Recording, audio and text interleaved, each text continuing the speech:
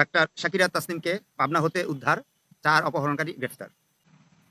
গত 30 ডিসেম্বর 2024 তারিখ ভোর আনুমানিক 5:20 ঘটিকায় রাজশাহী মহানগরীর চন্দ্রিমা থানাধীন চন্দ্রিমা আবাসিক এলাকার নিজের বাড়ি থেকে ভিকটিম ডাক্তার শাকিরা তাসনিম এবং তার পিতা আবু তাহের মোহাম্মদ খুরশিদকে অপহরণ করে দুর্বৃত্তরা।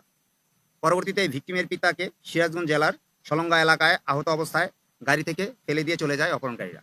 অপহৃত ডাক্তার শাকিরা তাসনিমকে উদ্ধার ও অপহরণকারীদের গ্রেপ্তারে অভিযানে নামে র্যাব, সিপিসি 2 পাবনা এবং সিপিএসসি রাজশাহী র্যাব 5-এর একটি যৌথ আভিযানিক দল গত 31 ডিসেম্বর 2024 তারিখ বাসা থেকে ভিকটিম ডাক্তার শাকিরা তাসনিমকে উদ্ধার করে এবং অপহরণের কাজে জড়িত প্রধান আসামি মোহাম্মদ তানজিম খান তাজ ওরফে নীরব, তার সহযোগী মোহাম্মদ সেলিম মল্লিক, মোহাম্মদ সজীব হোসেন এবং অপহরণ কাজে ব্যবহৃত মাইক্রোবাসের চালক মোহাম্মদ আশরাফুল ইসলামকে গ্রেপ্তার করা হয়।